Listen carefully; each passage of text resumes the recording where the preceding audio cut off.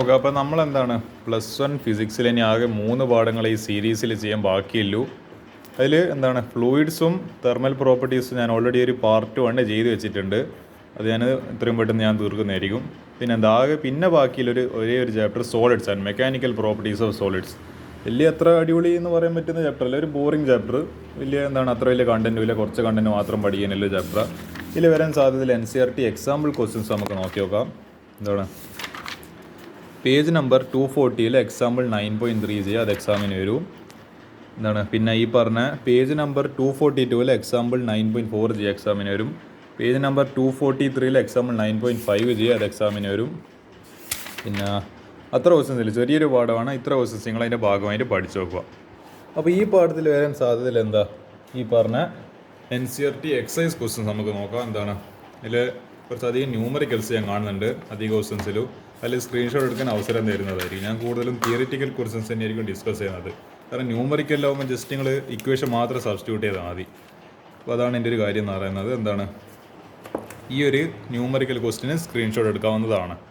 Complete കുറച്ച് ചെയ്യാൻ ബുദ്ധിമുട്ടൊന്നുമില്ല, പക്ഷേ എങ്കിലും ഒരു ജസ്റ്റ് ഒരു റിലേഷനാണ്. മറ്റേ ഇക്വേഷൻ 2 ഡിവൈഡ് ബൈ ഇക്വേഷൻ 1 അതിൻ്റെ വാല്യൂസ് എല്ലാം കിട്ടും. അപ്പോൾ L1/L2 × A2/A1 ജസ്റ്റ് വാല്യൂ ഇത് അവിടെ വാല്യൂസ് എല്ലാം കൊടുത്തിട്ടുണ്ട്. ജസ്റ്റ് സബ്സ്റ്റിറ്റ്യൂട്ട് ചെയ്യുക, കാൽക്കുലേറ്ററിനടുത്ത് സമാധാനം ചോദിക്കുക, ഫൈനൽ ആൻസർ കിട്ടിക്കോളും. ഇത് സ്ക്രീൻഷോട്ട് എടുക്കാവുന്നതാണ്. ഈ ക്വസ്റ്റ്യനും 5ാമത്തെ ക്വസ്റ്റ്യനും സ്ക്രീൻഷോട്ട് എടുക്കാവുന്നതാണ്. നല്ലൊരു ന്യൂമറിക്കലായത്. ഇതിൻ്റെ ബാക്കി ഞാൻ കാണിച്ചു തരാം. ഇതിൻ്റെ ബാക്കി 5ാമത്തെ ബാക്കി ഇവിടുത്തെ വരെ സ്ക്രീൻഷോട്ട് എടുക്കാവുന്നതാണ്. അതേപോലെ 6ാമത്തെ ക്വസ്റ്റ്യൻ നല്ലൊരു ന്യൂമറിക്കലാണ്. ഇതും സ്ക്രീൻഷോട്ട് എടുക്കാവുന്നതാണ്. ഇനിയുണ്ട്, അങ്ങോട്ടേക്കുണ്ട്. യെസ്, അങ്ങോട്ടേക്കുണ്ട്. അപ്പോൾ ഇതും സ്ക്രീൻഷോട്ട് എടുക്കാവുന്നതാണ്. ഈ പേജ് കംപ്ലീറ്റ് സ്ക്രീൻഷോട്ട് എടുത്തോ. കംപ്ലീറ്റ് ഈ ന്യൂമറിക്കൽസിനെ കൊണ്ട് ഒരു 8-9 ക്വസ്റ്റ്യൻസ് എല്ലാം ന്യൂമറിക്കൽസാണ്. ഇത് സ്ക്രീൻഷോട്ട് എടുക്കാവുന്നതാണ്. 7ാമത്തെ ക്വസ്റ്റ്യൻ്റെ ബാക്കി ആൻസർ ഇവിടെ ഉണ്ട്. 8ാമത്തെ ക്വസ്റ്റ്യൻ ആൻസർ ഇവിടുത്തെ വരെ ഉണ്ട്. 9ാമത്തെ ക്വസ്റ്റ്യനും അതായത് ന്യൂമറിക്കലാണ്. ഇതും നല്ലൊരു ക്വസ്റ്റ്യനാണ്, സ്ക്രീൻഷോട്ട് എടുക്കാവുന്നതാണ്. 9ാമത്തെ ബാക്കി ഇവിടുത്തെ വരെ സ്ക്രീൻഷോട്ട് എടുക്കാവുന്നതാണ്. ഈ ഒരു 10ാമത്തെ ക്വസ്റ്റ്യൻ ന്യൂമറിക്കലാണ്. ഇതും സ്ക്രീൻഷോട്ട് എടുക്കാവുന്നതാണ്. ഇതിൻ്റെ റേഷ്യോ ചോദിച്ചിട്ടുണ്ട്, ഡയമീറ്ററിൻ്റെ റേഷ്യോ എന്ന് തോന്നുന്നു. അത് നമുക്ക് കണ്ടുപിടിക്കാം. എൻ്റെ 12ാമത്തെ ന്യൂമറിക്കൽ, ഇതും സ്ക്രീൻഷോട്ട് എടുക്കാവുന്നതാണ്. ഇത് ഇതെല്ലാം ഏത് ക്വസ്റ്റിനും വേണ്ടിക്കേ വരാം. അപ്പോൾ നമ്മൾ എന്നായി ഇപ്പം വേണ്ടി പാടില്ല. അതാണ് എൻ്റെ ലക്ഷ്യം എന്ന് പറയുന്നത്. അതുകൊണ്ടാണ് എനിക്കിത് ഇത് ചെയ്യിപ്പിക്കണം തോന്നിയിട്ട് പോലും നിങ്ങളെ കൊണ്ട് ചെയ്യിപ്പിക്കുന്നത്. എനിക്കെന്തോ ഇത് ഒരു മനസ്സിൽ ഇതുണ്ട്, ഇത് വരുന്നില്ല എൻ്റെ എന്തോ മനസ്സ് പറയുന്നുണ്ട് ഇങ്ങനത്തെ എല്ലാ ക്വസ്റ്റ്യൻസ് എല്ലാം. ഇതും സ്ക്രീൻഷോട്ട് എടുക്കാത്തതാണ്. ബാക്കി ഞാൻ കാണിച്ചു തരാം. ഇവിടുത്തെ വരെ സ്ക്രീൻഷോട്ട് എടുക്കാവുന്നതാണ്. ഇത് നല്ലൊരു ഡേഞ്ചറസ് ആയിട്ടുള്ള ക്വസ്റ്റ്യനാണ്. 13ാമത്തെ ക്വസ്റ്റ്യന് കുറച്ച് അത്യാവശ്യം പണിയുണ്ട് ചെയ്യാൻ. ഇത് സ്ക്രീൻഷോട്ട് എടുക്കാവുന്നതാണ്. ഇതിൻ്റെ ബാക്കി ഞാൻ കാണിച്ചു തരാം. ഇവിടുത്തെ വരെ ഈ ഒരു സംഭവം വരെ സ്ക്രീൻഷോട്ട് എടുക്കാവുന്നതാണ്. ഈ ഒരു 14ാമത്തെ ക്വസ്റ്റ്യനും സ്ക്രീൻഷോട്ട് എടുക്കാവുന്നതാണ്. നല്ലൊരു ക്വസ്റ്റ്യൻ ഇത്.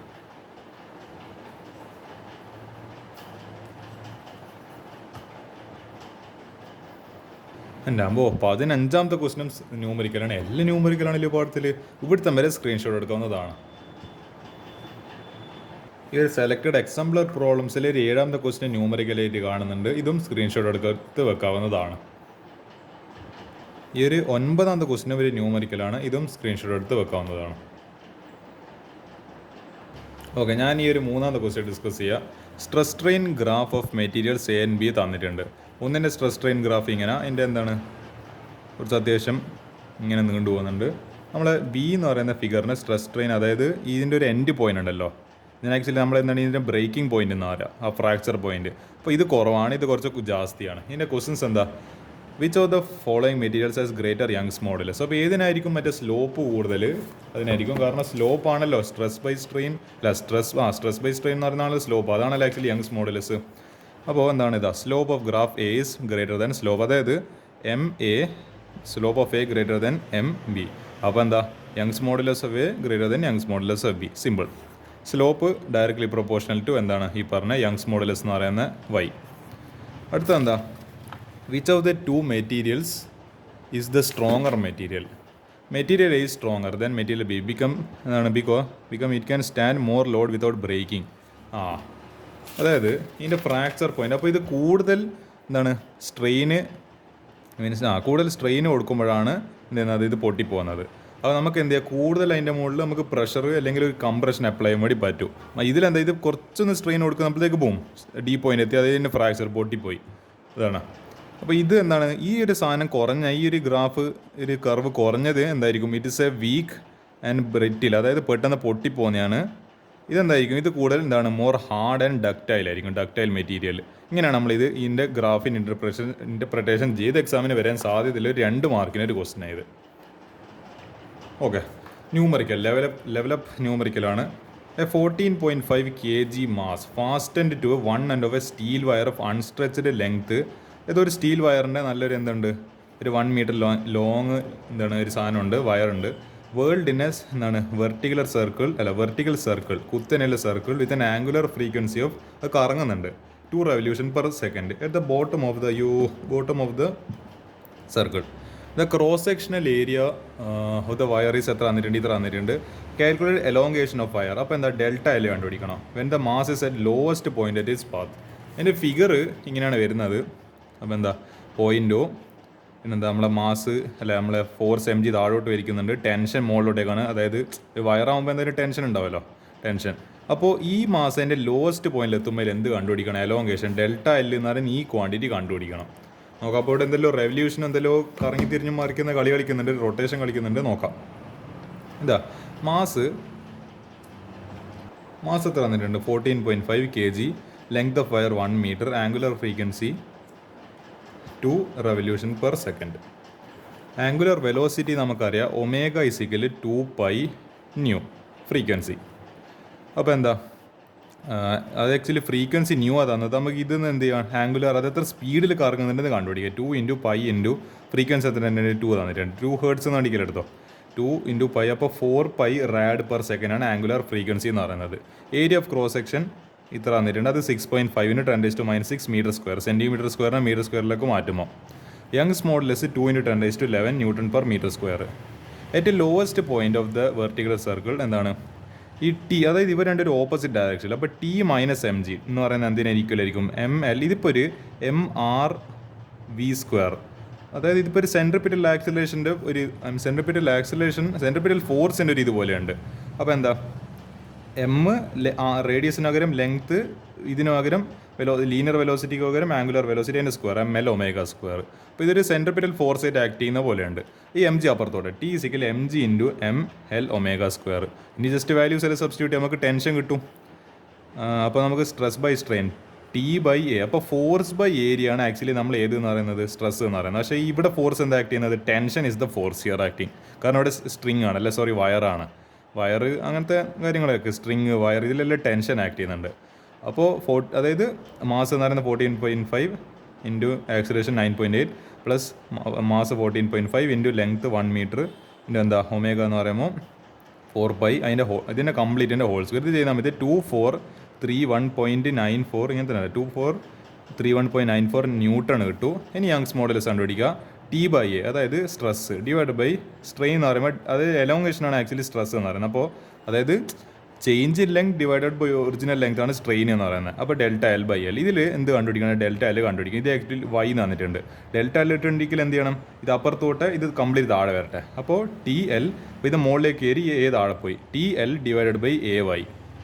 അതായത് ഇതിടെ അത് എങ്ങനെയാണെന്ന് വെച്ചാൽ ഫോഴ്സ് കൊടുത്ത് ടെൻഷൻ ഡിവൈഡ് ബൈ ഏരിയ, ഇത് തിരിച്ചിട്ട് reciprocal multiplication length divide by ΔL = y.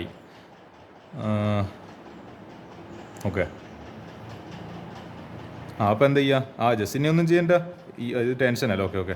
ഈ ΔL ഇപ്പുറത്തോട്ടെ ഈ y ഇപ്പുറത്ത് വരും. എന്നിട്ട് സിമ്പിളായി tension × length divide by area × cross section area × Young's modulus = ΔL. Simple. ഇനി ജസ്റ്റ് വാല്യൂ സബ്സ്റ്റിറ്റ്യൂട്ട്. ടെൻഷൻ എത്ര നമ്മൾ കണ്ടുപിടിച്ച്, 2431.94 × length 1 meter divide by area 6.5 × 10⁻6 m² × Young's modulus 2 × 10⁻11. ഇത് ചെയ്യുന്ന സമയത്ത് 1.87 millimeterലായിരിക്കും ആൻസർ കിട്ടുക. ΔL എന്ന് പറയുന്ന ഒരു എന്താണ് യൂണിറ്റ് ഇല്ലാത്ത ക്വാണ്ടിറ്റിയാണ്, ജസ്റ്റ് ഒരു ചേഞ്ച് ഇൻ ലെങ്ത് ആണ്. അതിൽ എന്ത് യൂണിറ്റ് വന്നിന്, യൂണിറ്റ് ഉണ്ടല്ല. അപ്പോൾ ചേഞ്ച് ഇൻ ലെങ്ത് ആണ്, എൻ്റെ ലെങ്ത്തിൻ്റെ യൂണിറ്റ് കാണിക്കാൻ മില്ലിമീറ്ററിലാണ് തന്നിട്ടില്ലത്. ഓക്കെ, ഇതാണ് ഈ ക്വസ്റ്റിൻ്റെ ആൻസർ എന്ന് പറയുന്നത്. നല്ലൊരു ക്വസ്റ്റിനാണ്. നമുക്ക് ഈ ഒരു 16ാമത്തെ ക്വസ്റ്റ്യൻ നോക്കാം. How much should the pressure of on a liter of water be changed to compress it by 0.110%. Bulk modulus of elasticity of water തന്നിട്ടുണ്ട് 2.2 × 10⁹ മീറ്റർ സ്ക്വയർ. അപ്പോൾ എന്താണ് നമ്മൾ എത്ര പ്രഷർ 1 ലിറ്റർ വെള്ളം ഇങ്ങനെ ഒരു ബീക്കറിൽ എടുത്ത് വെച്ചിട്ടുണ്ട്, എത്ര പ്രഷർ കൊടുക്കുമ്പോഴാണ് ഈ വെള്ളത്തിന് 0.10% അത് കംപ്രസ്, അതായത് അമർന്നു പോവുക, അത് എത്ര പ്രഷർ അതിന് കൊടുക്കേണ്ടി വരും? നല്ലൊരു ക്വസ്റ്റൻ ആണല്ലോ. അപ്പോൾ change in volume equal delta V is equal to V into എന്താണ് 0.110, അതായത് 0.10% എന്ന് പറയുമ്പോൾ 0.10 ഡിവൈഡ് ബൈ 100, അതാണ് എത്ര പെർസെൻറ്റ് എന്ന് പറയുന്നത്. ഇത് ചെയ്യുന്ന സമയത്ത് എന്ത് ചെയ്യും, നമുക്ക് കിട്ടും ഈ 0.1 ആക്ച്വലി 0.1 ഡിവൈഡ് ബൈ 100. ഇത് നമുക്കൊരു 1 × 10⁻⁻1 ഡിവൈഡ് ബൈ 100 എന്ന് എഴുതാം. അപ്പോൾ എന്താ ഇത് 10, അതായത് 1 × 10⁻⁻1 ഡിവൈഡ് ബൈ 100 10 സ്ക്വയർ എന്ന് എഴുതും. ഇത് മുകളിലേക്ക് പോകുമ്പോൾ 1 × 10⁻⁻1 × 10⁻², അപ്പോൾ 10⁻³ 10⁻³ ബൾക്ക് മോഡൽസ് തന്നിട്ടുണ്ട്. പ്രഷർ കണ്ടുപിടിക്കണം. നമുക്കറിയാം എന്താണ് ബൾക്ക് മോഡുലസിൻ്റെ equation K is equal to delta P divided by delta V, അതായത് ഫ്രാക്ഷണൽ ചേഞ്ച്, അതായത് pressure divide by fractional change in volume is equal to bulk modulus K എന്ന് പറയുന്നത്. Kയും തന്നിട്ടുണ്ട്, ഇതും നമുക്ക് അറിയാം. ഇനി ജസ്റ്റ് ഇതാണ് കണ്ടുപിടിക്കേണ്ടത്. അപ്പോൾ ഇത് പോട്ടെ അങ്ങോട്ട് പോട്ടെ ക്രോസ് മൾട്ടിപ്ലൈ. അപ്പോൾ K into bulk modulus into എന്താണ് ഡെൽറ്റ വി ബൈ വി. അപ്പോൾ K എത്ര 2.2 × 10⁻⁹ into delta V by V എത്ര തന്നിട്ടുണ്ട് 1, നമ്മൾ എത്ര കണ്ടുപിടിച്ച് 1 × 10⁻³ അപ്പോൾ 2.26 ഇൻറ്റു ഇവിടെ എത്ര, ഇവിടെ ഒരു 10⁶ ആക്കി 2.2 × 10⁶ newton metre square. This will be the final answer. ഇങ്ങനത്തെ ക്വസ്റ്റ്യൻ ചിലപ്പോൾ നിങ്ങൾ ഒരു പ്രതീക്ഷിച്ചിട്ടുണ്ടാവില്ല എൻ്റെ ഭാഗത്തുനിന്ന്, പക്ഷേ എന്താ ഇതും എക്സാമിന് വരാൻ സാധ്യതയുണ്ട്. അപ്പോൾ ഇതോടുകൂടി ഇന്നത്തെ പാർട്ട് അവസാനിച്ച് നമുക്ക് ബാക്കി ഒരു 3 ക്വസ്റ്റ്യൻ കൂടിയുണ്ട്, അതിന് അടുത്തേക്ക് കാണാം.